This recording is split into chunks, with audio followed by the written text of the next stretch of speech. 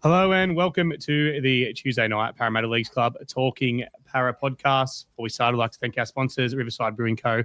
Time for a chat, ZMS Trophies, Tony Mustafa, Tate Sports Card, Non-Stop Landscapes, BMA Trucking, Bay Vista, Spot on Hose and Figs, Eurowork, JD Buyers Agent, Exvisory, a new one, Winker Media, and of course, Parra Leagues Club. Look, very special edition, obviously, tonight. We do have Parramatta Eels CEO Jim Sarantinos joining us live. Jim, first of all, how are you going? Cracking Tuesday night there at Kellyville, nice and cold. Hey guys, thanks for having me on. Yeah, going well, thanks. It is pretty cool. There's no fog out on the fields. There's a few of the programs training at the moment, but no, it's brisk. I think 7 or 8 degrees out here. Sounds wonderful. Sounds like a good place to not be at the current time. That's for sure. It's cold enough here. Look, obviously joining us is Troy, Longy, and Jason tonight. We'll go into our normal podcast after this as well. So we've got some questions for Jim to fire away. Jim, we'll start with just a bit about you first of all. What did you do before you become the CEO of Parramatta? How'd you get in this role? How'd you land there? So out of school, I started out and kind of trained as a chartered accountant. So worked in an accounting practice, but never really did sort of your traditional accounting. More so worked with sort of turning businesses around, selling businesses, helping to drive growth in the businesses. So I kind of did that for the best part of 20 years and was a partner at a firm from about 2010. And then whilst I was still a partner at that firm in 2016, the club was obviously going through some of its challenges, and the government then stepped in and basically decided that there was time for some change. And they called in a government administrator. And one of my partners in the firm at that time was a guy by the name of Max Donnelly, the name may ring a bell. So Max and I basically got approached by the government to come in and sort of drive some change at Parra. And I had I'd never worked in sport, but I'd always loved footy. League was my passion growing up as a kid. Had always sort of had a lot of intrigue into the business of sport and particularly how NRL clubs operated. So when the opportunity came up to sort of get involved in Parra, I kind of took it with both hands. And I basically had a seat on the board for a couple of years whilst we sort of, I guess, restabilized the club and drove some change. And then in the middle of 2019, there was an opportunity for me to move into a management role at the club. I was basically Bernie's 2IC at that time. And then Bernie's tenure came to an end in October of that year. And I've been in the CEO role since November of 19. Perfect. Sounds good. That was a little bit about the background, obviously, as well. Look, I'll just address the fans first of all. Obviously, guys, you'll have the chance to ask some questions later on. We'll go to some fan questions later on. We've already got some as part of our questions we have prepared. So keep those questions coming. We'll open them up. Obviously, be respectful as well. Jim doesn't need to be here. There's nothing forcing him. We're not holding him at gunpoint to be here. He's made the choice to be here. So I'll be honest, if you ask something stupid, I'm just going to ignore it. So be respectful. Look, we did get one of those fan questions. We'll call it a super fan question. It's funny enough, he's actually a Gold Coast Titans fan, but Clarkie's Rugby League column fired a question straight away. It was actually a pretty good one. So we'll go this and we'll get stuck in the other ones. But what's the most interesting aspect of your role as a CEO, and what are the biggest challenges? I think the most interesting aspect is just working with so many different types of people. I think when I first started in the role, people would often ask me what the biggest challenge was. And that was, my answer always was, on any given day, you've got to have such a different communication style to get your message across to different people in the building. Because when you think about it, you've got people that have come through in your executive team that have probably come through with university degrees and studied as professionals in different areas of life. You've obviously, we've got a relatively youthful sort of front office. So you've got a lot of people that are kind of starting out their career. So there's a mix of generations across that part of the business. Footy's a completely different environment. People that have worked in footy their whole life come from very different backgrounds. They're focused throughout their career whether they were a past player or whether they've been a coach or a trainer. They've kind of studied in different fields. And there's just so many different types of people that you deal with on an everyday basis. And that presents as challenges, but it also makes it exciting as well. I guess that's probably the most interesting part of the job. I don't know if that's the answer that people wanted, but for me, that's what makes it interesting. That's what makes it entertaining. Dealing with young players, dealing with experienced players, like you've kind of got to really customize the way that you deal with different people to build effective relationships. Dealing with Troy, you forgot the dealing with Troy part, but yeah, Jason, I think you've got a question. Dealing with Troy is the most fun part of my job. Oh, that is the most fun part of your job. Probably dealing with me is the least fun part of your job, Jim. But so we're in the Riles era. What are your thoughts to the start of the year in the Jason Riles era, and what have you been most impressed with? Yeah, look, obviously we haven't won as many games as what we would have liked, but we are on a journey.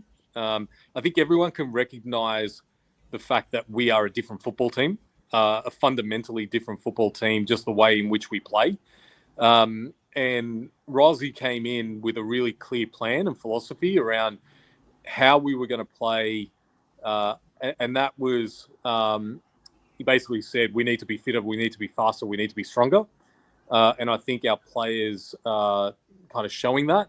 But what he really wanted to see from an identity perspective was in every game, he wanted to see the fight, he wanted to see the effort, and he wanted to see the pressure from the team.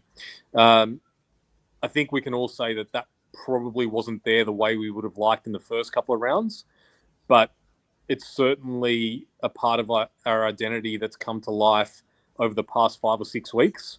Now, the results haven't all gone our way, but I think we've all seen the fight. We've all seen the effort. Most recent game against the Dogs, we kind of shot ourselves in the foot repeatedly, and Rilesy kind of said that in his press conference at the end of the game. But I think there was an incredible amount of resilience in that performance to kind of only be down by 6 with 10 or 12 to go, given the way that we had played and the weight of possession that the Dogs had. You wouldn't have seen that from this club last year, and you probably wouldn't have seen it from the club earlier in the season. So to just see that transition and that change, and to be able to identify those traits on a week-to-week basis is kind of what we want to see. Awesome. I'll jump in next. Jim, cracker to have you on here, mate. Really good to see another bald head and beard on the show. It feels like we're taking over. I think we'll have the whole roster by the end of the year. So question from me, supporting Parra, a bit of a roller coaster over my lifetime. Keen to know your thoughts on the position of the club right now and your outlook on the future. Yeah, look, I think, as I mentioned, we are obviously on a bit of a journey. We've made the change that needed to be made in appointing a new head coach. That head coach comes with a new philosophy as it relates to football, as it relates to connection, as it relates to alignment. Just a very different way of which he sees the football club and the football program running.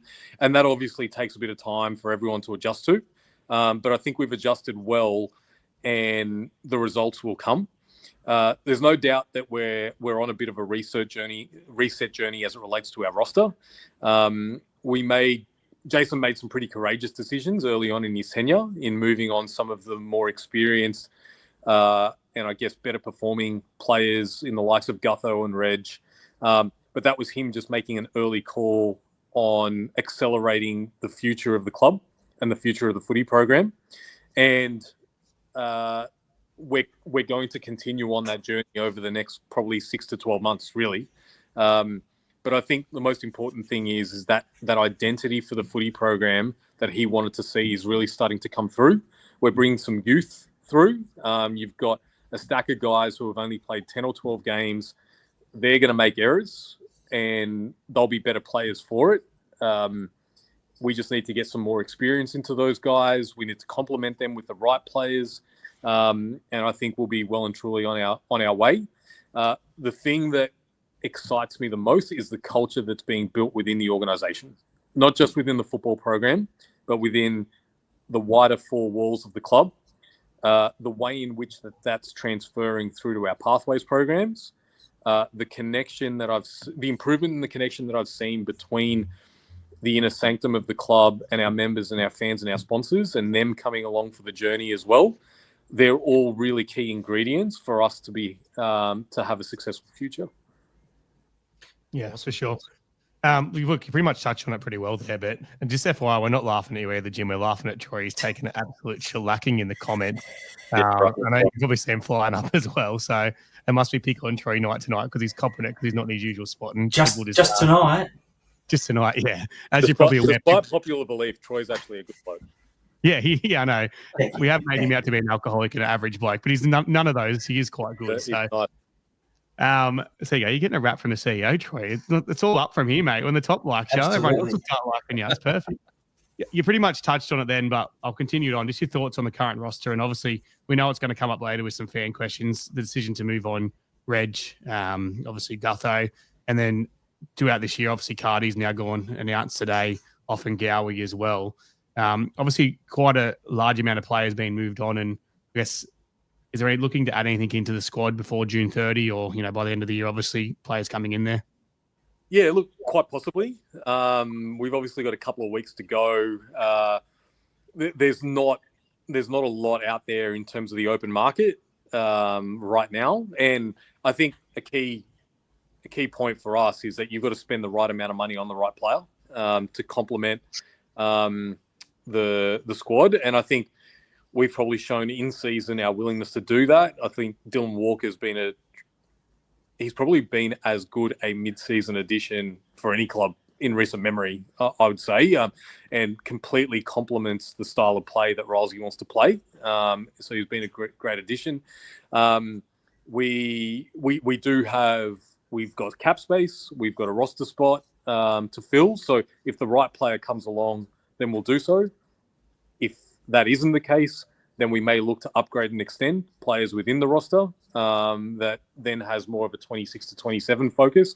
It's really just striking the right balance around what's the right decision for us to make for the balance of this year versus continuing to build for 26, 27 and beyond. Well, you just mentioned Dylan Walker there. He's one of our new recruits, but what about your thoughts on the other recruits that were recruited this year? Yeah, look, I think the guys that have been brought in this year have all been fantastic. Isaiah Yongi's been terrific at fullback. Zach's obviously an international caliber player. Would have been great to have him on the field a little bit more than what we have, but unfortunately we've been struck with a few injuries. You've got a guy like Jack Williams, who's an incredible addition to the club, both on and off the field. I'm going to miss a few of the guys here, but you've got some young, exciting talent in the likes of Joash, who made a great debut and has a real passion for the club. And then you've probably got some guys who have contributed that maybe we didn't necessarily think would contribute as much as they have, in the likes of Kitione and Geordie. Kitione, I think, has improved a hell of a lot from the start of the year. Again, he's only very early into his career. Jordan's shown his versatility, playing a bit of center, playing a bit of wing, playing in the back row as well. So I think a lot of the guys that we've brought in have done a great job. And they've basically been Riles' recruits. They fit his coaching philosophy and his game style, and they've adapted to the coaching, and they've made great contributions. And Jimmy said at the beginning that I forgot to mention the Fox. How can I forget? Of course. How could you? How can you miss the Fox? How can I forget the Fox? So Jimmy said at the beginning that we haven't got the results just yet. What are your expectations for the rest of the year? And do you think there's anything coming forward the rest of the year that we can bring into our season next year? Look, I think obviously continued improvement in the performances, and hopefully that translates into more wins and losses for the balance of the year. I think the real important thing is just building the cohesion in the team. That obviously takes a bit of time to be able to develop, and I think we've seen that sort of build progressively as the season's gone on. But players are still adapting to the game style. We're still making too many individual errors in games. They've got to come out. I think our defense has improved a lot and they're defending a lot better as a unit. But we need to stop shooting ourselves in the foot. In recent games, we've been our own worst enemy. I would say in the last 5 or 6 games, we've been every chance of winning every single one of those games. And some of those games we've lost rather than the opposition has won. And we need to stop doing that. So that being able to complete high, not make mistakes in our own half, continue in the grind, which we're doing for most of the game, but we're just having lapses, is going to turn more of those losses into wins. And it's just going to build greater cohesion amongst the team, and it's going to build greater confidence. And look, the ladder's a bit of a weird one. We're only a couple of wins outside the 8. If you go on a good 2, 3, 4 week run, you're back in contention. And if you're back in contention, build a bit of confidence. In the next few weeks, we'll get the likes of Bailey back, Sam Tuivasa, Luca Moretti, Mitch. We'll get through an Origin series. There's a fair bit of cattle there to add back into the team. And if we win the next couple of games against the Titans and the Dragons, get a couple of buys, we're back in the mix. Yeah, for sure. You haven't given up on this year, obviously, yet. I know a lot of fans have, but it's, like I said, it is pretty close as well. I know talking to Jason Riles last Friday at the Legends Lunch as well, definitely hasn't given up hope for the rest of the year. But I guess let's talk about next year, because obviously we know we need some big recruitment for next year with Dylan moving on. Obviously, a couple of other players have been moved on and some expiring at the end of the year.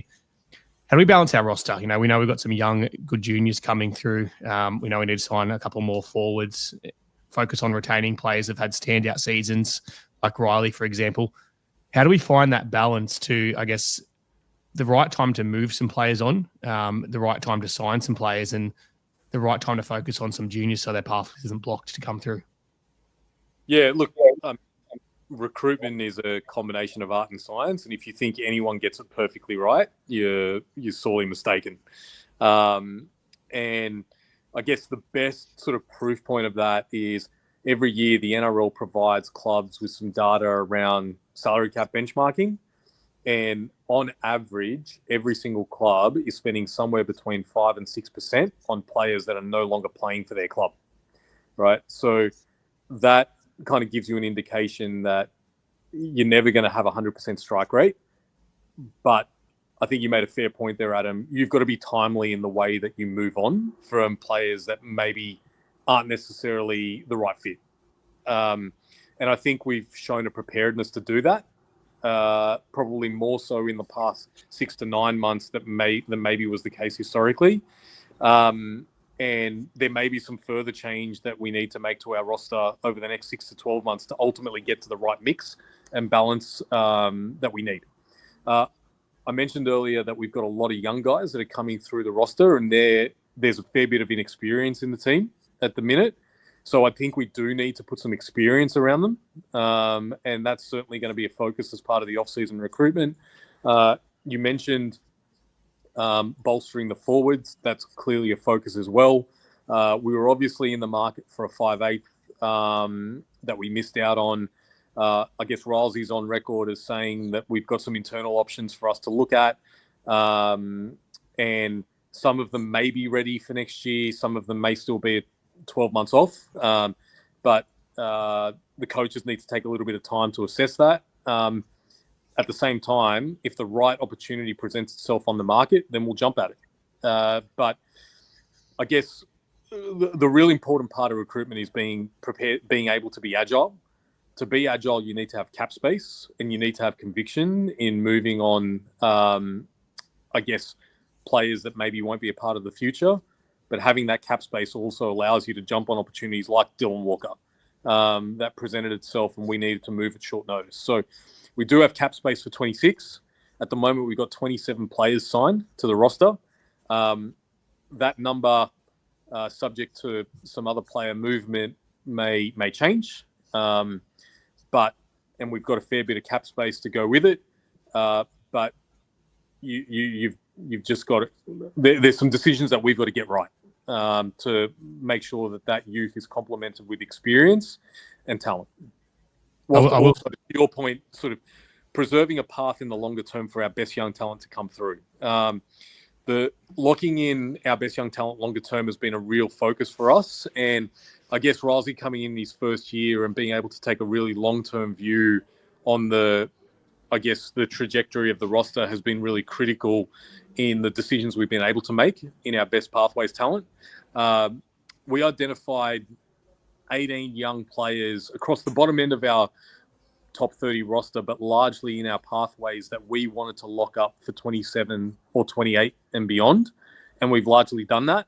For those that follow the junior rep programs, it's pretty much all of our best young talent in our junior reps, the likes of Lorenzo, Sam Polly, Ryder Talangi, Lockie Kanakis, Chris Petrus. I'm going to miss a few names, but a lot of that top talent is locked up. And what that allows us to do is put all the coaching and development into them, have them secured within the club, and if they accelerate their development, it gives us the opportunity to upgrade and extend them and keep them at the club longer term. So that's been a really key strategic focus for us. And it's a good focus too, because we touched on it last year, and obviously we caused a few problems last year. But one of those things was the junior, well, not just the junior development, but keeping those players and taking those steps to keep those players. And I'll say now, I went and watched the Peter Mulholland Cup today. All Saints at Maitland were playing Patricia Brothers at Blacktown, and I think we had 8 juniors actually that are part of our SG Ball, Harold Matts, and some of them that barely played any minutes throughout those games as well for the Harold Matts and the SG Ball Parramatta team, because how strong those teams are. And they stood out today. And it was great to see some of those young kids coming through. And I think half of them were in cruise control, but it was brilliant to watch that, they're all going to be Parramatta players one day. It's a fantastic thing. So, Troy, you're copping a bit of heat, so you might want to fire a question away. I know. I'm just a ball of entertainment, aren't I? But with the new state-of-the-art Centre of Excellence that's opened up, and I believe the open day's on Saturday, how much do you think that will attract top-line major signings, and will that ultimately see premiership success, and how long? Look, the facilities are a great benefit for the club, and they're a great asset for the club. We're incredibly blessed with what we've got, and it took a lot of hard work from a lot of people for us to get to such a high caliber facility. It's going to provide the big, for those that haven't seen the facility and don't know much about it, the unique value that we have to our facility is the combination of the number of fields that we have. We've got 5 in the precinct, and the facilities that we've got access to. So we've got our main Centre of Excellence, which is largely exclusive for our NRL and NRLW programs. Our community centre and the remaining gym from our previous modular building is on site to support the pathways programs from 19s and up. The biggest advantage that this gives for the club longer term is the alignment between our junior rep programs all the way through to the NRL and NRLW across male and female. It allows all programs to train in the one location. It allows them to train at the same time. It allows the coaches to interact with each other, which is critical to the alignment of coaching philosophy. The building is flash. The building is luxurious. It has everything. It has all the best things that you could possibly provide to an NRL or NRLW athlete. But the ability to align all of our programs is the unique value add. In terms of attracting top players, I think that's actually more about what we do within the 4 walls than the contents of the 4 walls themselves. And building the right culture within the club, building the right environment, and one that all players and staff speak really positively about, I think actually carries a lot more weight than the building itself. And then once that word gets around, and then you can blow players' socks off with the building itself, then that's the icing on the cake. I will say too, I was down there the other week and watching a New South Wales Cup training against the first grade side, simulating opponent attacks. It was pretty cool to see. So everything you're saying there, I've seen in person too. Now we've hit some pretty friendly questions. Here's a harder one coming in, and it's one that's been asked by a few people. The Lachlan Galvin situation. So him going to the Dogs. Question for you here is, what does the club plan to do to ensure we don't miss out on guys that we want to get while we're being agile with our recruitment? Yeah, look, it's obviously a really relevant question. Again, coming back to my previous answer, we need to be building the right environment around our club so that our existing players speak incredibly positively of it, and that we earn that reputation and we generate that reputation that this is a destination club that players want to come to. All clubs have got money. Most clubs have got great facilities, but it is about being that it is those intangible elements, and obviously success on the field, that play the biggest part in being able to attract your top talent. The Galvin situation is an interesting one, and no one other than Lockie Galvin really knows exactly what he weighed up and what weighed heaviest in his decision. I know that he agonized over the decision, and I think he was very close to coming to our club. I also know that, or I understand that he had a very close relationship, that was a long-running relationship with one of the assistant coaches at the other club. And if you put football aside and you just think about a young person who's had a really strong mentor throughout their life, I would expect that person is going to have a pretty big influence on their decision making. So that's not a cop out in any way. That's just my sort of assessment of the situation and what I think kind of played a pretty significant part. And the fact that the Dogs are at the top of the table also obviously weighs very heavily as well. So we're trying to build something here that gets our club back towards a pathway of success. I feel as though collectively, driven very heavily by Jason, we're putting all the building blocks from a cultural perspective that gets everyone within the club speaking positively about the club. And those two things are going to be the key ingredients for us attracting top talent moving forward. I want to ask a little bit of follow-up question there, because we've spoken about it before as well, but I'll be 100% honest and say I found it a little bit embarrassing for the club that we come out and identified him as such a big target, and then we obviously missed out on him in that regard. It's kind of the first time that, obviously, it's the first time I've seen Jason Riles do a bit. Like, how do we ensure, like, are we confident that the next time we do that, next time there's a big target, and I'm talking like a big name player, and we know Galvin was in the media everywhere, are we confident we're going to be able to do what we, to land them, essentially? It's a competitive process, right? Like, if you've got more than one club going for a player, you can never be guaranteed that you're going to win out. You've got to put your best foot forward. You've got to show off all the, I guess, all the attractions that the club has that that are hopefully going to steer that player in your favour. And you've got to set a clear vision and path for them. I feel as though we did that with Lachlan, and obviously at this point in time, the Dogs have a couple of things that they have to offer that we didn't. And unfortunately, the reality is that when you're in a situation when you're in the lower half of the table, you've got to try and dig yourself out of it. And a key is, if you start overpaying for players to get you could dramatically overpay for a player and secure that player, right? But that doesn't help you longer term. You've got to try and hold your discipline and back yourself that your results on the field are going to turn around. Because if you go and pay 20 or 30% for players over and above their market value, you're just going to continue digging yourself deeper into that hole, right? So you do have to have a disciplined approach. We need to be able to provide a really strong value proposition for players beyond football as well, so that they can see that there's other things that the club has to offer outside of what they can offer them via the salary cap. And we need to continue to build on that by building a really strong connection with the Eels community and a strong connection with the business network. Yeah. My lights just gone out. Yeah, no, I know. You probably have to stand up. You probably have to stand up with those sensor lights.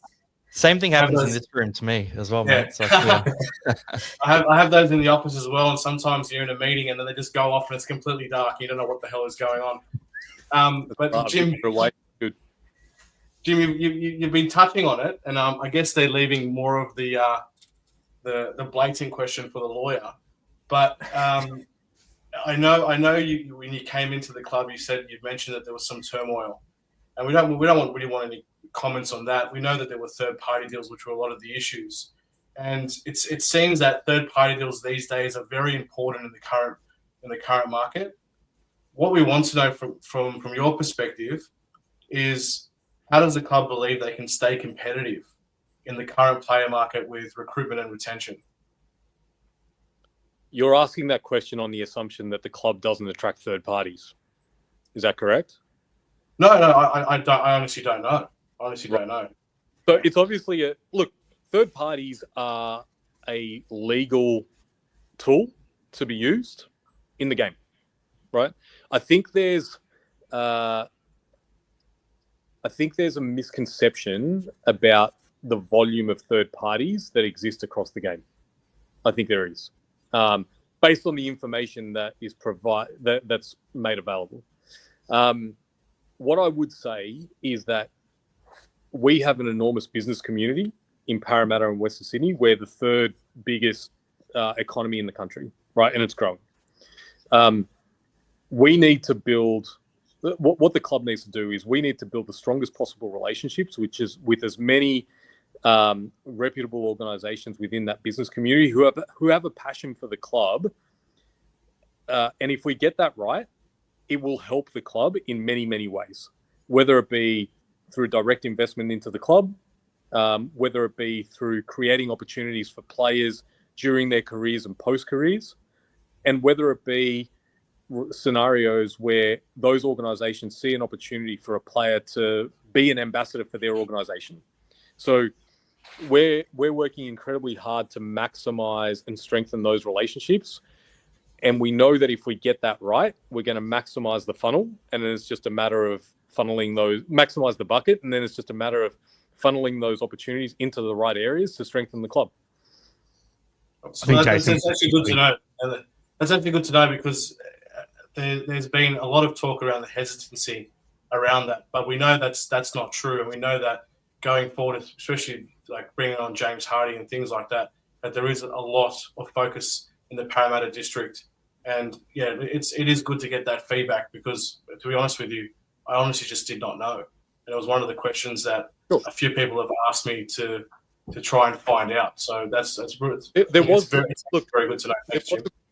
There was a period of time after the club went through some difficulties where there was some hesitation, and the NRL kept a very close watching eye on the club because it had a history, and that history just wasn't once off. It had happened over a number of years, right? So there was a period of time there, but there's no hesitancy there now at all. It's a part of the game, it's a part of the game, and one that you need to get right. I think Jason's essentially offering to put his hand in his pocket for a third-party deal if you can get in contact with him.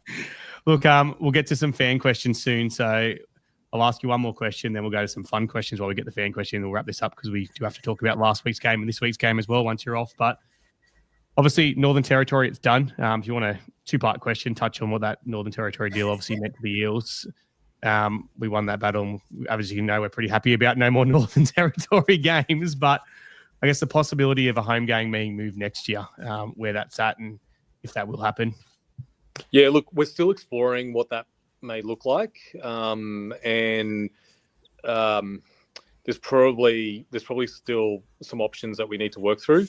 Part of it is going to be dependent on potentially where Vegas lands for us in 2027. Which we're in discussions with the NRL on. Where that ultimately lands in 27 may shape what 26 may look like as well from a home game perspective. We are exploring options to take a game away. I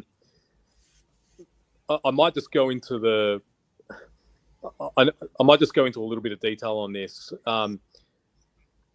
I know that there's been challenges in the past around the club making decisions for financial reasons rather than for reasons that are in the best interest of fans. But what I would say is that decisions being made for financial reasons are actually in the best interest for fans, because that money goes to our football program, whether it be our pathways, whether it be our NRL program, whether it be our women's program. We unashamedly try to make as much money as we can as a football club to invest back into our football team. It doesn't go into my pocket. It doesn't go into the board's pocket. I think there's a misconception that the board tries to make decisions to save their jobs and save their pay packet. They're volunteers, right? They've got no financial vested interest other than to see this club be as successful as possible. So decisions that we make to drive strong commercial outcomes are all about maximizing the investment we can make back into footy to make our football club as successful on the field as possible. So I think many of you would know that when the NRL sets up a draw, they try to do so in a way to maximize the number of marquee games. And typically that results in us hosting the Dogs, hosting the Tigers, the Dragons, Panthers, Manly, in most years, the South as well. But then you also get a number of interstate and regional teams. And the reality is, if you add a 12th game and you play it at CommBank, you're more than likely going to be playing against an interstate or regional team, in addition to the other 11 home games. And financially, typically, that is a poor result for the club. And if it's a poor result for the club, that impacts what we can invest in the football program. So we need to look at a balance. Taking a game away also provides an opportunity to provide a different experience for our members and our fans and our sponsors. And if it provides us with a better opportunity to invest more strongly in our football program, we will unashamedly make that decision.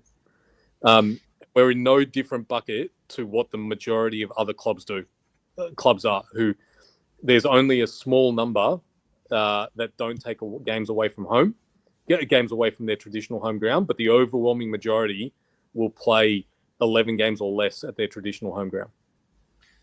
Hashtag fans over profit. I don't know what you're talking about. That must have been a different podcast. Don't know where that come from. Yeah, definitely wasn't us. But I think you've got some answers there. But I see what you mean. Something like Parramatta versus the Gold Coast, for example, maybe in Coffs Harbour halfway or something, could be absolutely perfect. Given the fact, we see on Sunday night, as you said, an interstate team against the Gold Coast, 6:15 on a Sunday night isn't exactly going to attract a bumper crowd when it's 16th versus 17th. But look, we'll go to some fun questions. Fans, get your questions in. Jez will star them in the background. We'll ask a few of them. I'm going to start off the fun questions. I'll let the boys ask some as well. But let's go with your drink of choice. Drink of choice. So I'm actually not much of a beer drinker. I'm more of a spirits guy. So whiskey and dry or gin and tonic for me. Fair. Troy, you got all one? Right? Is that pass? Yeah.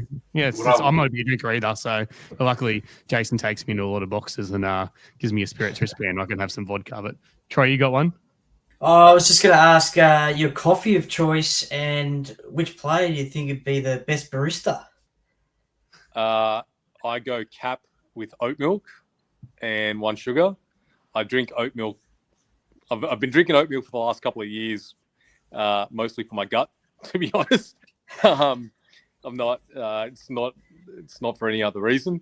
So cap with oat milk, and a lot of the boys are pretty handy actually. They're well trained by our nutritionist Alice, who's been a tremendous addition to the club. She kind of holds them accountable. She kind of gives them some education around how to be sort of useful in the kitchen. And a few of the boys fancy themselves around the coffee machine. But the king of the coffee machine in our club is George Stanzi, Reverend George Stanzi, who's in our wellbeing and education team. George is the master of the coffee machine. Perfect. Take it. Longy, what do you got? Yeah, another hard-hitting question for you, Jim, in a bit of a different way. Past or present player, you've got to run it straight at one of them. Which one would you least like to be running it straight at? I want an answer from Parramatta and from outside of Parramatta. Least want to run it straight at? We toyed with most, but I didn't want to set you up to be saying you'd run over a certain player, unless you do want to answer that. That's optional.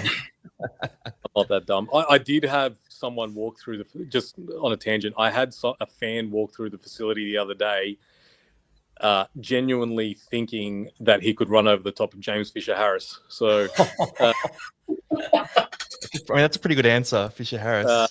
So go with that.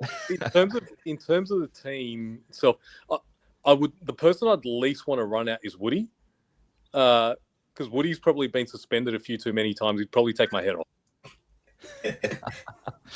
Right, and outside of the club as well. Ugh. Well, Past or present? Anyone? okay, Warrior Hargraves. Yeah, fair. That's a I good value my shout. head. That's a good shout. That's It's fair. not great, but I do value my head. I thought you might have gone with Fui Fui. You might have seen, I'll send it to you after the Ando clip of him running in bubble wrap at Fui Fui Moi Moi and just getting absolutely level. He's a current player. True. I'll tell Yeah, you I that think much. he's playing fourth grade in England somewhere. He won't give it Bloody up legend, after Fui. seeing that thing on the May Johnson of what's his name from I can't say Oh, his name. Olakau'atu. Olakau'atu, that was hurt. That brutal. hurt watching that, so I definitely Yeah. avoid him. All right, Yeah, Jace, what do you got? Jim, I'm a bit of a foodie, and I don't know if you know, I used to work in hospitality for 12 years. Are you a good cook? What's your signature dish, and who's the best cook at the club? So I'm reasonably handy, but I just don't cook often because my wife's an exceptional cook. Like, she's amazing, fantastic cook, and I'm not Good just doing answer. it. She is. Look, if I'm cooking at home, I spend more of my time on the barbecue, to be honest. So that's my domain. Best cook in the club. I haven't seen the boys cook a lot. They eat well. They're good at eating. They're very good at eating. Best cook. Oh, I know Jordan- hard-hitting questions and Jordan talking came about. Barbecue. Sam Ronnie's handy on the barbecue as well. I said They- right. they Walks. Fox runs the barbecue every now and then too. Foxy's Hey, pretty Fox has handy. got that many roles. Barbecuer, head of the beats. He's got every role. He seems like he's really set in big time. Look, I wish I could say that my partner was the best cook in the house, but that would be a lie. But I'm glad you're nicer than me. I'll fire a couple of things at you, and then we'll go to a few of these fan questions. All right, your favorite ever player? Favorite ever player? Yeah, thinking about this because I've got a lot of favorite players, but my true favorite player growing up as a teenager was Jim Dimmick. Absolutely loved Jim Dimmick. So skillful, physical player, just super talent. Love Jimmy Dimmick. You come across as well. We obviously, that could probably answer the next question we had, but this is obviously a pretty popular one. We got sent this one a few times by the fans. So I'm just going to ask it. We know when you want to sign a player, you don't actually have to meet him. So the fans want to know, just personally, have you ever met Payne Haas? I haven't met him. No. Oh, good. Okay, that's good. Good to know. Good to know. I'm thinking back because we tried to sign him when he was a 17-year-old kid, as did every other club when I first got involved with the club. But I never actually met him. That's fair. It's probably going to be the same thing November 1. I think every single club is going to try and chase Payne Haas. So I guess we'll probably be in a similar situation there. But look, let's go to a few of these fan questions. I'll ask this one first.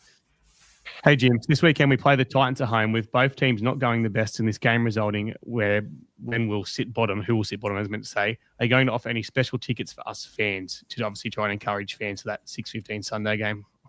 That's a question that I'll have to take on notice and have a chat with the membership and ticketing team on it. Yeah. I know it's a hard one, but yeah. Yeah. Yep, for sure. This one's come from my brother, and he's written a novel. Please forgive me. It's been disappointing to see the amount of football our top player, Mitch Moses, has been able to play for the club the last 3 years. Has there been any conversation with Mitch around managing his body moving forward? As Mitch spoke about how he feels about the perception that he's letting the club down, that he's a leader and captain. The club feel there have been 1.2 million years worth of deals over the recent years. There you go. That's a long question. Just pretty much around Mitchell's injuries and obviously the amount of football he's missed and stuff. Yeah, look, he obviously has missed, and he's missed a fair number of games. And trust me, Mitch doesn't want to be missing any footy whatsoever. He's the ultimate competitor, whether it be at training, whether it be on the field. Look, we're obviously the medical team obviously works really closely to try and manage his load and get it right. Unfortunately, his latest injury is coming Origin camp, where let's just say the medical staff that were dealing with him on a day-to-day basis probably didn't know him as well as what our guys did, who see him on an everyday basis. There is no question about Mitch's commitment and loyalty to this team or this club, right? he wouldn't have signed with us until for the next 5 years if he didn't have that. In terms of conversations about managing Mitch's body, I mean, those conversations happen all the time. They happen between medical staff and any player, because what we want to do is make sure that those players are always on the field. And for that, in that respect, Mitch is no different to anybody else. Yep. So I don't know if that answers your brother's question, but I don't know. I struggled to read it, to be honest. I'm the smart one of the family. So. I was going to say, speaking of injuries, I copped an eye injury trying to read that question. So let's go to about 2 or 3 more, then we'll let you go so we can get on with this. This one here is from Ryan Aquilina. Hi, Jim. Welcome, mate. Off the back of NRL supporting Women League, Indigenous and Beanie Sabranka initiatives, do you see an opportunity for the club to lead the way by introducing a mental health round, especially given the disease has a direct impact within our club roster? Yeah, look, there's actually some active discussions happening at the moment across the game around a mental health round. And you might see a bit of a teaser on that later in the year. Not as a fully fledged mental health round, but I guess a focus on it within a particular round to shine a light on the issue. The Bronx obviously did incredibly well with their blackout jersey to bring focus to the cause. And some of the clubs are kind of working together to try and shine a light on it. I do see a situation in future years where it may be a fully fledged sort of NRL endorsed theme round. But that won't be happening this year. But I think you'll see a bit more focus on the issue in the latter part of the year. Lovely, perfect. This one here is more related to our NRLW. So what's the strategy to get Eels fans fired up at an NRLW team turning their games into big events like the men's matches? And I will touch, obviously, great success in Elisa Fiola, Tasha Gale as well. So looking for a pretty big NRLW season. What's the strategy around that? Yeah, look, I guess it's kind of a game-wide approach that we kind of work with the NRL on. Obviously, the women's game is growing and it's becoming stronger. The quality of the product is always improving. And you want as many people to enjoy it in stadium as possible. There's a bit of a balancing act in that obviously the desire is for the women's game to at some point, sooner rather than later, go full-time professional. In order to go full-time professional, you need to maximize your whole of game revenue streams. And the biggest whole of game revenue stream is broadcast. To maximize broadcast revenue, you need to be able to give the women's game some clear space. And sometimes that lends itself to playing standalone games or playing at times that might not necessarily be fan-friendly. So it's really, I'm probably not answering the question, but it makes it really difficult to strike the right balance that might help the game, the women's game, grow to become professional as quickly as possible. But that might not necessarily complement getting the maximum amount of people to games. So it's a fine balance, and I'm not sure that the game has necessarily got it right. And it's a tough one to solve, I have to say. I know the focus this year was maximizing the number of double headers being curtain raisers into men's game to maximize the number of people, given that you're obviously, your NRL crowd attendance is obviously much higher. We've kind of tried to strike a balance where if we've got standalone games, we'll take them to Eric Tweedle, where you've got a smaller boutique ground, hopefully still get 4,000 or 5,000 there and still create a great atmosphere and environment that then gets people wanting to come back. So it is a difficult one to balance. We're obviously sort of got some really low price points in terms of ticketing for the women's games to try and not make it cost prohibitive. But it is a delicate balance to try and get right. Yeah, well, the final question, I did leave it to last because you know my thoughts on this already. But the question here comes from Peter. Will Macron continue to be our kit manufacturer down the track? I'm not sure when the deal expires or whatever, but, you know, obviously the fan feedback hasn't been the greatest on the Macron sizing. If you can answer that one, where we're at with that one, and that'll be your final question for tonight. Yeah, so the Macron partnership at the moment runs until 2026. We're in discussions with Macron and others about what that may look like in the future for 2027 and beyond. And that's probably as much as I can say about it. Love it. Absolutely love it. All right, guys. Well, we'll wrap that. Hey? I thought everyone liked the gear this year. Oh, we love the gear. Like It's been the best so far. It's been the best, but nice, the sizing is still absolutely terrible. I know, like obviously, Italian-made company sizing is a little bit different, so it doesn't really, I guess, fit the guy that likes to go have 10 beers and a sausage roll and some tomato sauce and relish at a game that well. But look, that's all we're going to ask you, and we are going to get on with our normal podcast. I just want to say this one more time. I said at the start, thanks for coming on. It's no secret that we probably made your life a little bit difficult last year. This podcast went on a bit of an agenda, but I guess we've kind of built a relationship now that we can get these answers, we can ask these questions, and it's obviously come a fairly long way. So I guess you probably never thought there'd be a time in your life where you're sitting here talking to us, but here we are, and it's something we obviously want to keep building on. So thanks for your time for coming on and answering the questions so honestly. Happy to do it. I think you and I had some pretty direct conversations. I felt as though some of the feedback and the way in that was positioned crossed the line and got quite personal. I'm always happy to engage with anyone where the communication is respectful and doesn't get personal, and that I guess the relationship certainly has taken a turn. I'm always willing to try and answer as many questions as members and fans have. You may not necessarily always like the answer, but I'll try and be as honest and truthful and as open as I can be. Yeah, thanks. And some people don't believe it, but we actually don't hold hands and skip down the beach. We're not that close. No. Well, we flip the script here. Hard-hitting questions for Adam instead. We won't be you. I was going to ask him when you might lose some weight to get into those smaller macron sizes. I'll highlight this. I'm actually going to challenge at the moment. I've dropped 3.7 kilos in 8 days, so I'm doing well. Right. Someone else can cop a little bit. Yeah. Good job, Jim. Good job. Because he looks like he's in prison. People think he's in prison. All right, Jim, thanks for joining us. Thank you very much, Jim. Thank you, Jim. Yeah. Cheers, mate. All right, everyone. That's the end of Adam, that. I'm gonna stop taking you into the box, mate. You got to stop eating. Yeah, pretty much. Look, Yeah, guys, you fat bastard. Happy to sub in, by the way, Jay. You need someone else. We're going to bring in Hayden. Hayden now. Don't leave yet, guys. We are doing the rest of our podcast. I'm just going to let Jez play around with the figures, and we will get him. We don't want Hayden as the big one. Jez is in there as well. Let's just add Hayden in, and then Jez, you can go. There he is. He's still a Combank Stadium.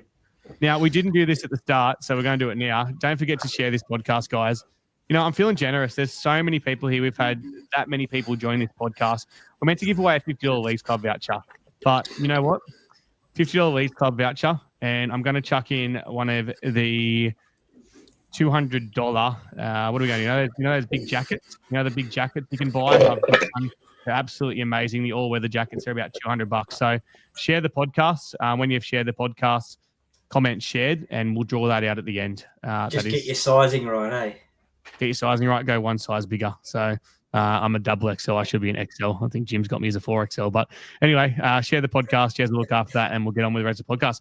Welcome, Hayden. Welcome, Jack. Obviously, we could not have everyone. They've been sitting in the background patiently waiting. Well, Hayden has. Hayden's been there the whole time. And Jack is just smartly joined wearing a Parramatta jersey, no jumper. He must be warm up there. Jack, how are you doing? He's on mute. You're on mute, Jack. I was muted. I'm no longer muted. I was freezing, but luckily the heater's running, so I'm good. But I do have tracky pants and some socks on. But I don't have any Parra jumpers because it's the sunny coast, so I thought I'd wear a jumper and just deal with it for a bit. Yeah, fair.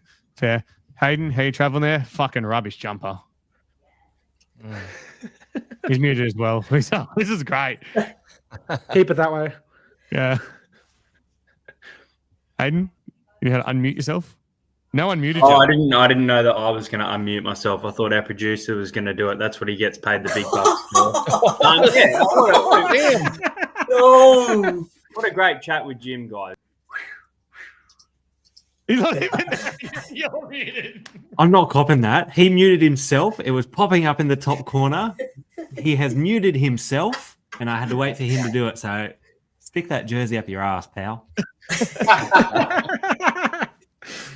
Oh, fuck. All right, let's get on with the podcast, We're going to make this pretty quick tonight after that conversation. And it obviously was quite a little while ago. Parramatta obviously lost their last game, 30 points to 12 to the Bulldogs. I'll get everyone's thoughts on the game soon, but we're going to tie it all into one. The player of the match was Junior Paulo, as voted by us. 1 try assists, 5 tackle breaks, 10 runs, 99 meters, 34 tackles, 62 minutes. Obviously, those run meters aren't perfect, but we barely had the ball. Defender of the match was Riley Smith, 58 tackles, 94 success rate in 66 minutes. Incredible effort in that amount of time. And if we bring up the top performers, is that even the right top performers? Yeah, it is. Yep, Zach Lomax, 22 runs. I'm bringing this up, by the way, guys. I'm not blaming Jez. I'm not like Hayden. I'm not going to throw him under the bus. That was 100% me. But you see the top performers there. No real surprises. The usual suspects are there. All right, let's start with Troy. Your thoughts on the game? I know it feels like ages ago, but we had last Tuesday off. Your thoughts on the game? Yeah, look, I thought we were in it for a long time. Unfortunately, there were some, this might be a bit biased, but a few dodgy refereeing calls that was made. But look, I thought we were in it for a long time, but then the Bulldogs just scored those tries late at the end to blow out the score. So, yeah, disappointing to lose that one, especially to them. Can you just answer these fan questions? Because I didn't fucking stop the whole time. I was trying not to laugh. I was smirking. Yeah, look, I mean, you change your background 1 week and you get caned. It's just, So you're not in prison? No, I'm not in prison. I'm a free man. I'm not in prison. And it's a very comfortable bed there. Got Dylan Brown and Jermaine Hopwood on the Can you go have wall a bounce on? Can you go have a bounce on the bed or lay on the bed or something? Just show everyone. No. Okay, cool. Okay. No, I won't be doing that. I shan't be doing that. But look, geez, I tell you what, you change your background 1 week, and anyway, I'm glad to do it for the entertainment of everyone. Fans don't adapt well to change. We certainly know that. Longy, your thoughts on that game? Yeah, tough one. Same story, right? We played pretty well. We were tough. We were in the contest, but just didn't have the class to finish it off. So frustrating matchup for us. Oh, that's one of his best. Hayden? Yeah, obviously a good little crowd in the away bay. We enjoyed everyone being there in the away swarm. I thought the 6 agains early on. I thought the 6 agains that they were getting, there was like 4 or 5 to start the game, and you could see who the referee was on their side early. But we shot ourselves in the foot that second half. Looked like a completely different team. Played really well in that first half, similar to the Panthers game, but I thought we were a lot worse. And I thought for a team that, as Jim said, should have probably won our last 5 have been in the contest, I thought we were really poor in that second half, to be honest. I think it was just fatigue. I'll go to Jack and Jason soon, but I don't want to steal Jason's moment. But the start to that game, I actually made up a little video and I never posted it because I'd had enough of dealing with Bulldogs fans for a week. I didn't want them to call us whingers, but I spoke to a lot of fans of opposition teams, Jez being one of them. A lot of fans who, would not have a bias in case we're accused of having a bias. It was a fucking disgrace. The start of that game was an absolute disgrace. You look at the 6 ends.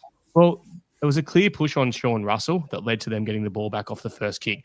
They got back-to-back 6 agains offside, and I slowed them down. I paused them. I did everything I could. There was this great line speed. Both times it was Kelmer called offside, yet Mitch on the outside, had better line speed than Kelmer, naturally, and he was called offside. They threw a blatant forward pass. They ran a blatant one of their players stopped in the line, and it was just all missed. And don't even start me on the Matt Burton try. That Matt Burton try, everybody knows that the half has to retire back to the block before coming forward.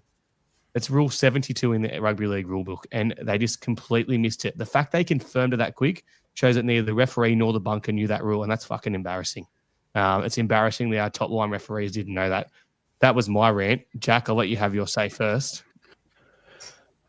Oh, where do I start? First of all, I watched it on an hour delay for Chris to get home.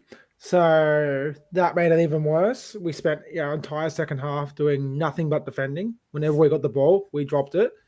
It was just, it's probably the most angry and upset I've been watching a Parramatta game. And the fact that Lockie Galvin pushed up to get a weak-ass try at the end made my blood boil. And there may or may not be a couple of holes in the wall after that game. Sorry, Jack. I'm not laughing at you. Troy, mate. No. You never do this again. This is meant to be our most serious and best podcast, and it's just been derailed by you changing things up. God knows. Is it too cold in the Parramatta game or something? Well, it is winter time, mate. It is Penrith, so I'm going to give you guys probably about 3-4 degrees. I'm going to give you guys a spoiler alert, all right? Troy actually is never in the Parra cave. He always does the podcast from that room. It's just his background isn't working. So you've all been fooled all this time, like I was till he told me. Now we will go to Jason.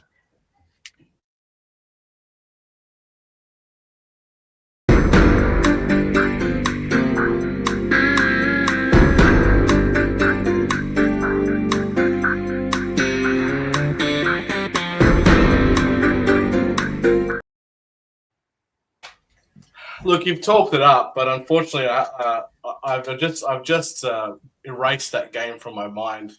It's been so long now. But don't get me. Look, you don't want to get me started. Irrespective of that rule 72, he was past the scrum line. He was offside from the beginning. So it's just unfathomable that the refs can't pick that up. Like even just the basic offside premise that the half cannot be on the other side of the scrum, it just blew my mind that they couldn't pick that up. Dogging supporters are some of the most biased supporters I've ever met in my life. There was a guy that was behind me that literally called us offside every single play, every single tackle for freaking 80 minutes. And I was like, Burrow, calm the fuck down, Habibi. They're not offside. You fucking moron. Seriously. But the ref was an absolute joke. You've mentioned the 6 agains. What I want to see this is the stats do. Every time you say to people the stats lie, they say, what are you talking about? Averages are averages, statistics are statistics. No, stats lie. Because you can't just say that we had 5-6 agains, they had 7-6 agains, all's fair in love and war. No, it's fucking not right. They had 6 agains inside the 10 meters, right? Inside the 10 meters. And they still couldn't score that many points on us. I paid out every doggy supporter and said, why couldn't you put 50 on us? Why couldn't you put 50 on us? Because you suck. That's why. Because our defense was fucking good and you suck. And they thought the ref was cheating when What's-His-Face went to the bin legitimately and calling the ref a cheat. Yes, he was cheating for you. Just think of the after game Prengos you had. It was glorious. Bullshit. Anyway, absolute bullshit. Doggy supporters are biased as anything. The ref was an absolute joke. They don't know the rules. They just don't know the rules. They're all going to be sent back to Reggie's to learn the rules again because it's just an absolute joke. Now, going into that, I no longer going to go into all the stats, but I want stats that say the impact of penalties and 6 against. I want the impact. I want the consequences. How many penalties lead to tries? How many 6 against lead to points, etc. What is the impact? What pressure was it put on the other side? How does fatigue impact the teams when these things happen? I don't give a shit how many you get. You can get 2 6 agains inside the 10, and the other side will score 2 tries, and then Parramatta get 70 penalties inside their own 5 meters and go nowhere. So who fucking cares what the stats say? And I'm over the refs. I'm over that game. I don't want to think about it ever again. We should have won. They should have put 50 on us, but they suck.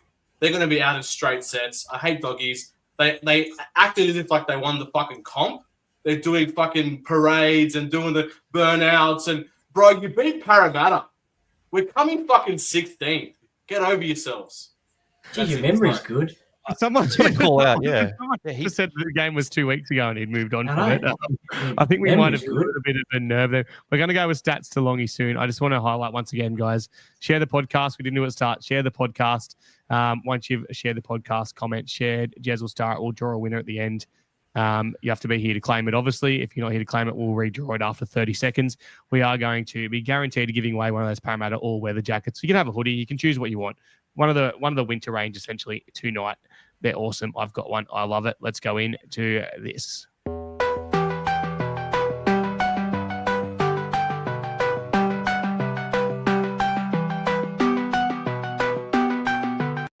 Math is a wonderful thing. Math is a really cool thing.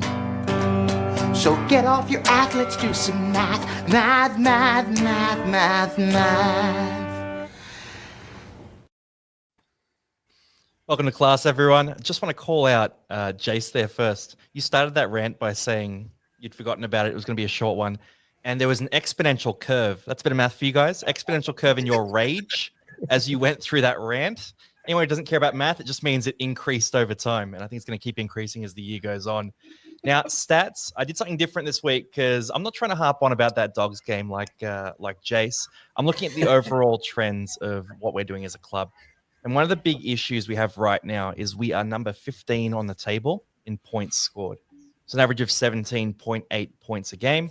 When you compare that to the top sides, Storm at 33, Dolphins at 29, Raiders at 28. We want to be up in that 20s sort of area. So how is that breaking down? 3 key stats I want to hit you with. Post-contact meters is the first one, 517 meters a game. Second last, it was actually last week when I did the study, but South Sydney had a rubbish game on the weekend. So we moved up to second last in terms of post-contact meters average. So we need to be making more meters through contact. Second thing, dummy half runs. We average 3.5 dummy half runs a game. The second worst team in that stat is at 5.6.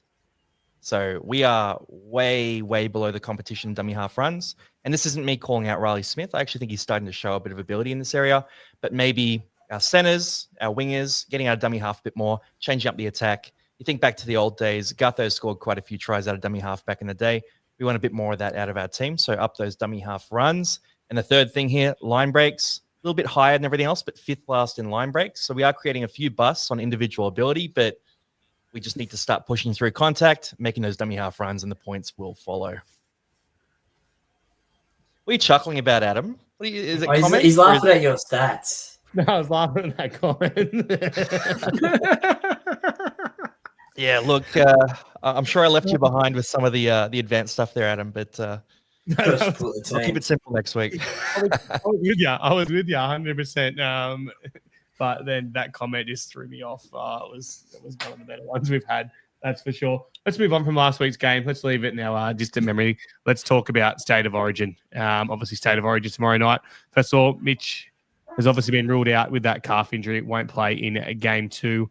The injury is, I know it's been advertised as 4 to 6 weeks, but the talk at the Legends lunch last week was 3 to 5 weeks. So could be back against Penrith, maybe, if not against Canberra. I'm hearing more likely Canberra, so won't miss too much football there. You think he wouldn't have backed up this week anyway?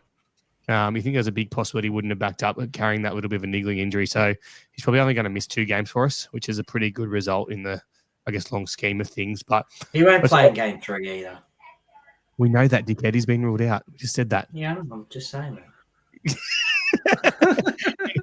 Sorry, Trey, I had to join in on yes, Jace. Bye, Longy. See you, Longy. Oh, yeah, Longy's got to go. Hi, Yeah. Longy. Boys, Longy. good set. I just get used to you leaving by now. Oh, this is going to throw the algorithm off. Let's just go to this one. Oh, no, Jez is there. Hey, Jez. Sorry, Jez. I'm just going to do this quickly. And I'm just going to add this one and this one. Oh, that's doing my head in. Oh, yeah. Anyway. Geez. Actually, how many of us are there? There's 5 of us. Let's just do this one. There we go. Ooh. Look at that. Don't do something different, Adam. People Not too bad, not bad. lose their shit. I was about to make you 2 IC and put you in the second biggest one, but I've promoted Hayden. Actually, no, that's a fucking rubbish jumper. I'm not going to do that. There we go. Let's talk Give about him a bit left, right out. Yeah, Yeah, you need a cell, mate, don't you, Troy? There you go. It's Adam for tonight. Let's talk about.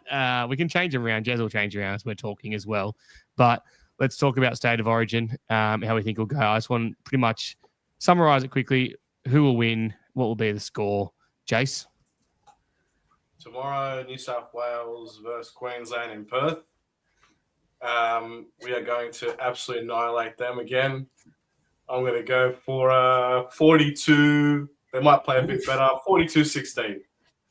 New South Wales. Yep. Troy? Why are you talking so slow, Jason? Anyway, New South Wales 26-18. What else was the question? Just how you think the game will go? I think New South Wales will just do the same thing as what they did last time, just dominate from the start. Payne Hearts right up the middle. There you go. The fans want Troy kept on the big one just so they can see his prison cell. Jack, what do you I reckon I'm going to go New South Wales 30-10. I think Queensland are going to struggle in the middle. No Carrigan at the start. I think Trent Liero is poo at rugby league. With all due respect to Trent, I bet he's a nice guy. I don't think they'll be able to keep with us. I think by the time Carrigan and then I come on, the game will already be over. Yeah. All right, I'm going to quickly summarize mine now. I thought that, I said it last time, that the Mitchell Moses Nathan Cleary combination was a bit of an overkill for New South Wales, and I don't think it was that impressive. I thought Cleary took Mitchie out of the game. I think New South Wales are much more dangerous having Luai there. And I'd feel the same if it was Moses and Luai as opposed to Cleary and Luai. So I think New South Wales win this one. They win it, let's say 38-10. But I kind of hope Queensland wins so we get a game 3 because I am going and I don't really want to go to a 3-0. I want to go to a decider. Hayden, your thoughts? Yeah, obviously tipped the Blues to win game 1, and I was correct in that game. I'd love to see a decider. I don't have tickets, but I think once this podcast ends, I might buy them just in case. I just have this feeling that we are heading to a decider. So I'm actually going to tip Queensland pretty confidently here. I reckon. Just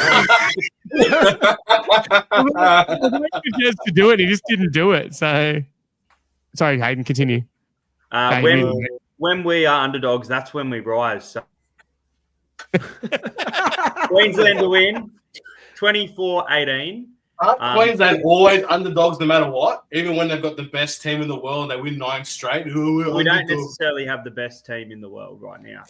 But we can't win 9 straight. You still call yourself underdogs. I think we can't kick the ball to Spencer because we're scared. First try scorer, and for the Blues, I reckon Angus Crichton will cross over. So get on him. Gamble responsibly.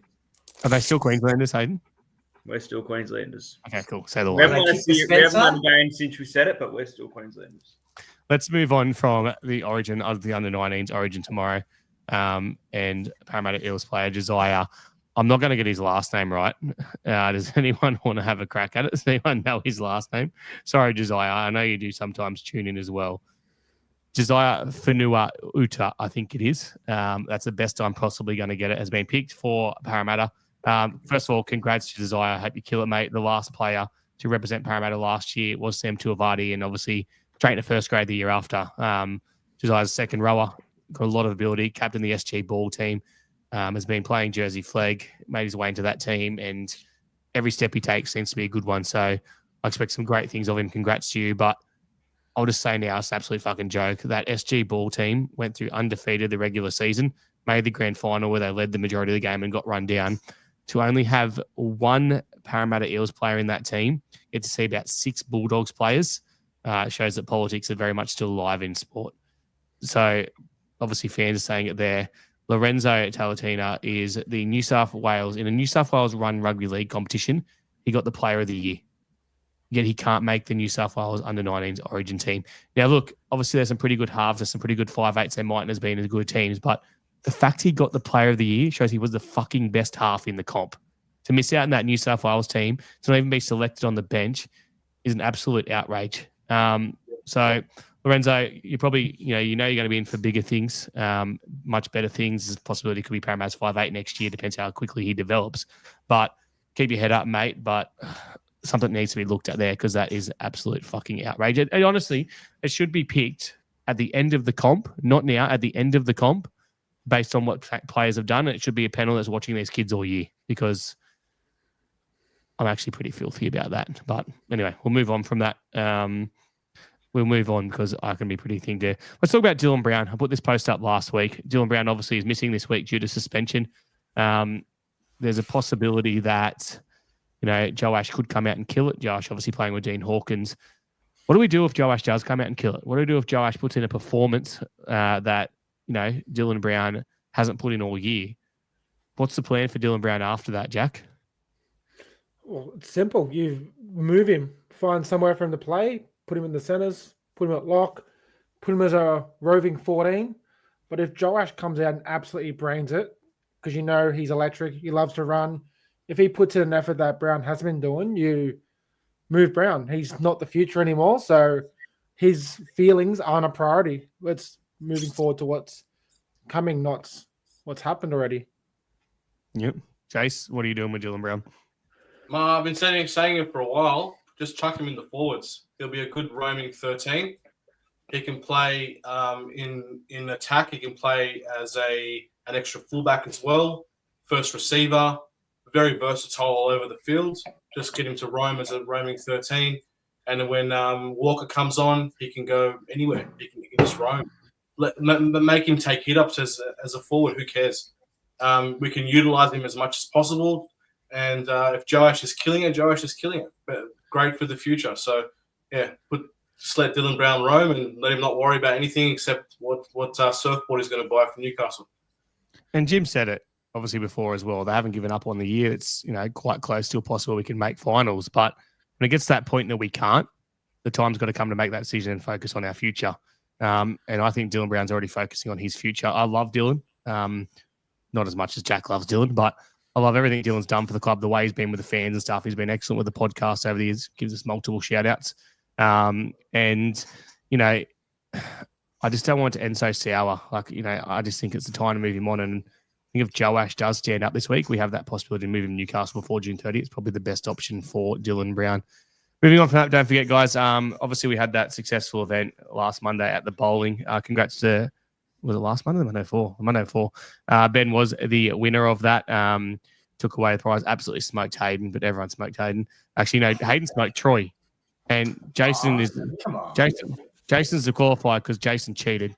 He was bowling on 2 lanes. Yeah, absolutely. He's dead set Melbourne Storm over here on the right. But where's my boat? Well, Adam beat me by 1 point. Yeah, that's a smoking. 1 pin. One pin. Yeah, and I started terribly because I was trying to organise stuff and just throw a Yeah, ball. you got a double gutter ball. Double gutter ball. I've never got a double gutter ball in my life. Hey, excuse me. In my defense, I never knew that bowling in 2 lanes was cheating. Okay? I was clearly the best bowler on the day, and I've worked towards the best bowling, and that's why I've achieved what I've achieved. I'm not a cheater. If you could have bowled in 2 lanes at the same time, then you wouldn't have been disqualified. I tried that. No, I'm sorry, but just because I received the boat and brown paper bags and took that second lane does not mean I am a cheater. Okay, you're a cheater. I won those grand finals. Sorry, I won the bowling fair and square. Okay? But seriously, Adam, congratulations. Not 3 million. Sorry, I was not doing 2 lanes. Jason, shut the fuck up. But time tonight. but seriously, Adam, congratulations on organising that, because there was a lot of people there that enjoyed themselves and were talking about it afterwards. And I think the people that did come will be hoping it'll be on it again next year, and it'll only get bigger and better. Yeah, it's just a start. It's something we're going to work on. And obviously, working with the Eels Foundation and Talks Me Bro as well. It's something we're looking at doing a lot more of next year, and probably do it a bit more friendly time, hopefully after a game or something, waiting for that draw to come out. But just on that, obviously, we've got the raffle as well. We sold like $700 worth of raffle tickets in the first day. So I'll post a link again tomorrow. I haven't really given it much of a share since. I don't know if this is possible, Jez, you're in the background, but I don't know if you have the link, if you can post it in the comments maybe. Maybe I can do it. I don't know. I don't know what I'm doing half the time, but we'll see if we can work that out. But some excellent prizes there that's going to support the Eels Foundation and Talk to Me Bro. Last bit of news, and Matt's not here to celebrate with us, but Bryce Cartwright, gone. Finally, me and New South Wales Cup most of the year, talk of an attitude problem, talk of a few problems around the club there.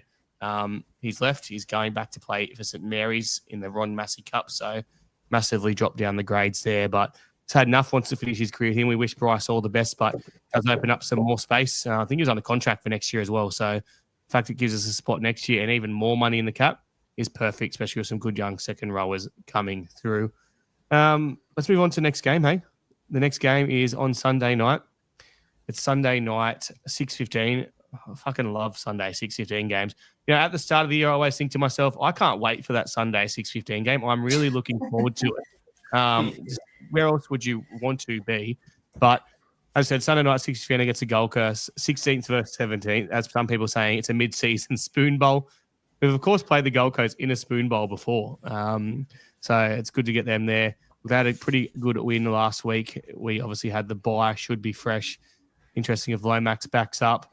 We'll run through the team list first of all, because there obviously are some forced changes.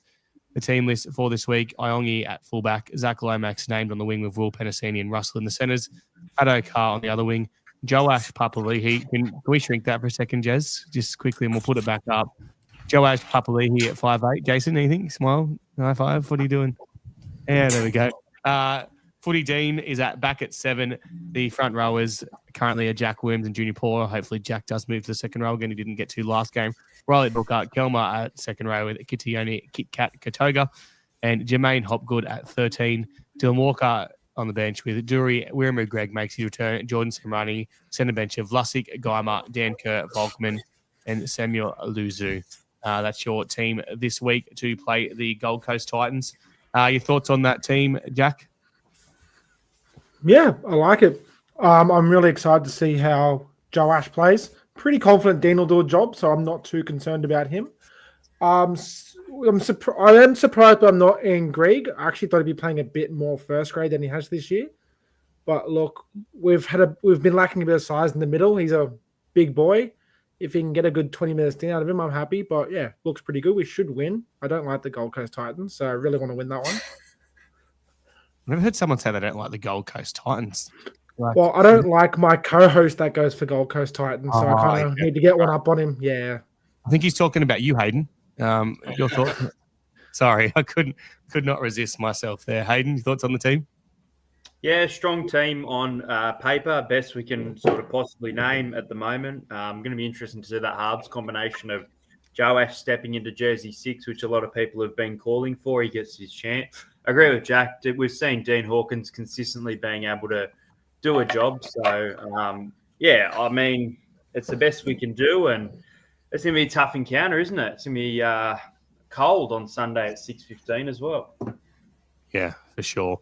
For sure. I just want to touch on one thing Jack said, Wiramu Greg. I think it's taken Wiramu quite a while. He lost a lot of weight in the off-season. I think it's taken him a while to find a way to return to being that power player in a way that he was. Obviously, with that new body shape, not just being such a big body, but he's obviously physically a large man, but losing that much weight has taken him a while. I think he's finally there. So I know Wiramu's off contract at the end of the year, so let's see if he can actually fire something up and, I guess, save his football career at Parramatta. Troy, your thoughts? Well, there wasn't much we could probably do in those halves, could we, with Brown suspended and Mitch injured? So probably the right choice is to go in there. That's what Parramatta got Dean Hawkins to come in for this team. So, yeah, I mean, they should, the return of RCG to Combank Stadium. I wonder what sort of reception he'll get. Him and Junior will probably go at it as best of mates as they were at the club. So, I'm pretty confident we can get the win with this team. Jason? What's the question? How happy are you that Joash is number 6? Pretty much. Only question. The team list, of course. Yeah, sorry. I've just gone into a stage of flicking between the comments and not listening when Troy speaks. But does it take you to love it all the time? I thought you were my friend, Jason. Jeez. No. This just sorry. I had to deflect from my own mistakes. Look, Joash, very excited. Still a little bit about his defense in the line because he is a natural fullback, but we know that roles can teach defense. And what I'm most excited about is that electricity, that excitement, that step, the quick acceleration that he's got. Being compared to RTS as we've spoken about before.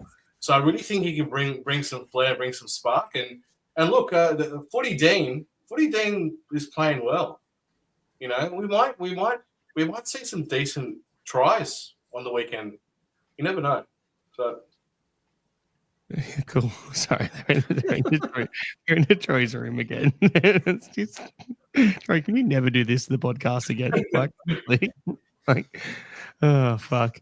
Let's talk about for entertainment. I mean, we need to wrap this up. This is going on too long, but let's obviously Sunday night expected crowd. It's obviously not going to be a great one, as the question was asked for. I kind of hope the Eels do come up with some kind of special, but a Sunday night, 6:15, 16th versus 17, and the Gold Coast Titans, I think I know of about 4 fans they have, including the part-time one to the left. But he rolled. He's all right. Lucky. Clarky. That was so sassy, Hayden. We've been pretty kind to you in that fucking rubbish jersey you're wearing all night. So you don't mouth off, all right? You just sit there and you smile and play along. I think it could be our worst ever crowd. I think this could be our worst ever crowd at Combank Stadium. I'm expecting there'll be about 6,000 people there. Yeah. Can we all do? Can we all do a little bit of a prediction on the crowd? Yeah, The trains aren't running either. Oh no, Troy, you won't have to. You won't be able to drink at a game. How will you survive? Jack, your thoughts on the crowd? Catch a bus. I reckon there's going to be 6,000 humans, and I think they're going to go back to COVID days and get some cardboard cutouts to fill up the rest of the stadium. Jason, what are you doing? How many? Give me a crowd. Well, I'm going to be there. So 6,001. I honestly think that there's a few minimum standards, and they count certain things even if they arrive or not. So I think regardless, it's going to be about 9,500, something like that. Close to 10,000. Hayden? Write this down, Jez. The number appearing in my head is 8,465. 8,465 in attendance. I'm going to go 7,364, but with some GST, probably puts it about 8,622. So 8,622. Like, I don't blame fans not turning up. Like I said, the team has been. This has nothing to do with the way the team's playing. Yes, we're coming 16th, but the team's actually been putting in some pretty good effort lately. Like every Parramatta fan that's been turning up to games can't argue that, but it's just a shit of a time. Like the NRL's just completely got this wrong. Like I don't know. I know they got rid of Thursday night game because of Origin, but why not get where are the Warriors playing this week? Does anyone know? New support them. Play Penrith on Friday, Saturday, I think. New Zealand. See, like all they had to do was make that a 2:00 kickoff in New Zealand, 12:00 kickoff here, and have a 2:00 and a 4:00 game in Australia. Whatever it is, 2:00, yeah. And they would have had 3 games as opposed to making a 6:15 game. I know everyone don't give a shit about bums on seats. It's all about TV rights, but it is pretty bad when you think about it that way. But look, let's move on. Let's get to our bowl predictions. 10,871. You didn't know. I did not go to you. Did not go to you. I'm sorry. No, are you going to be there? Or are you still going to be in lockup? No, I'll see if I can get day release. I'm gonna pay the bail for Troy to get out. Thanks, mate. I got you, Troy. I'll do your appeal for free. Thanks. Yeah, there's the lawyer. There's the bail money. Yeah, fair. All right, let's get to our bowl prediction. Get your final question. We're not going to heaps of final questions because obviously we did that one with Jim. Shit, I'm going to go to you. I'll let you go first, Troy, because I missed you last time.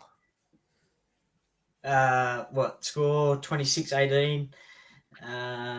Will Penasini first try scorer, and bold prediction will be Dean Hawkins 240-20s. There you go. Yep, Hayden. I reckon we'll win this game. I think it'll be tight-ish, but I think we can still win it. I'll go Eels 26-18. I'll go Sean Russell first try. I don't know if this is bold, but I can change it to a different minute if it's not bold enough. But I'm going to say that in the 60th to 70th minute, there'll be a sin bin. Okay, we'll allow it. Jack, what do you got?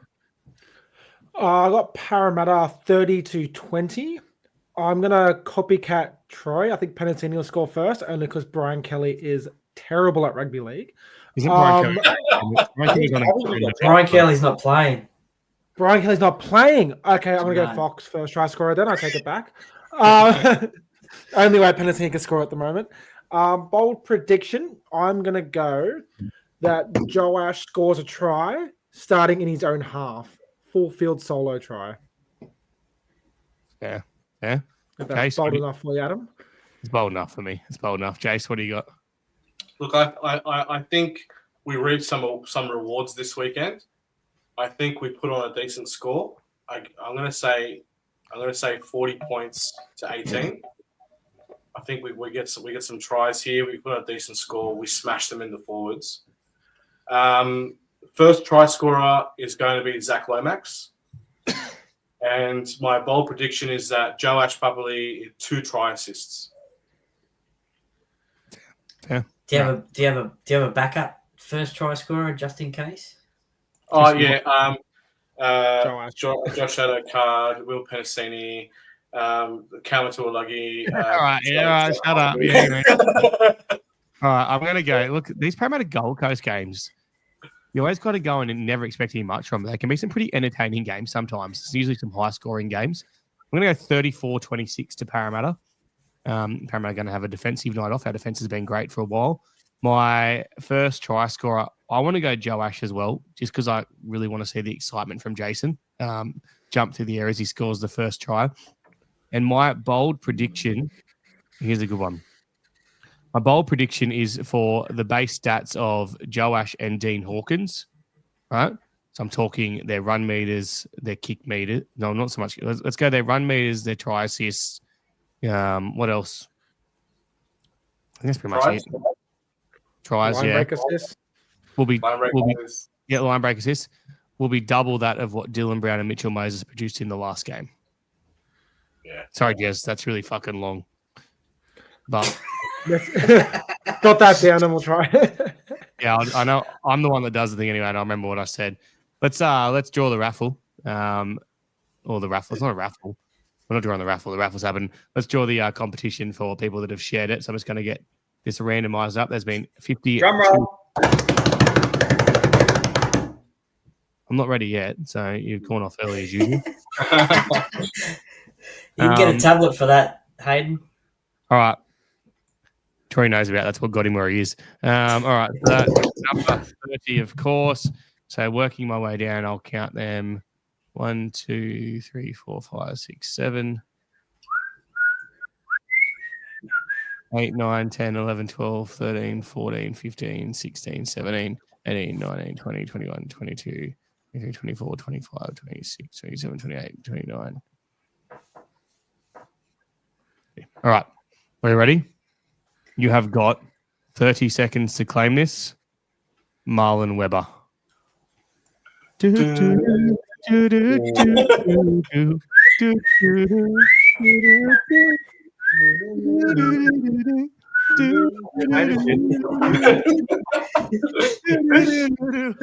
know what? He's been hanging crap on me all night. I know. And now he's not here. He's got 10 seconds. 5 seconds left. He's there. There he is. Just made it. Oh, sorry, no. Well done. Well done. Yeah, that was pretty good. All right, Marlon, message me. We'll organise something from the winter range for you to have. So you just got in 5 seconds to spare. Yeah, he actually deserves that for the shit he's been putting on Troy all night, actually. Let's be honest. You can buy me the jacket because it's pretty cold in here. It's cold. It's cold at Silverwater. All right. Do we get any questions? Do we get any fun questions? I'll just remove all these shares. That was a good one back there. I think. Sorry, there's just a lot of shares I've got to remove. There's one question. No.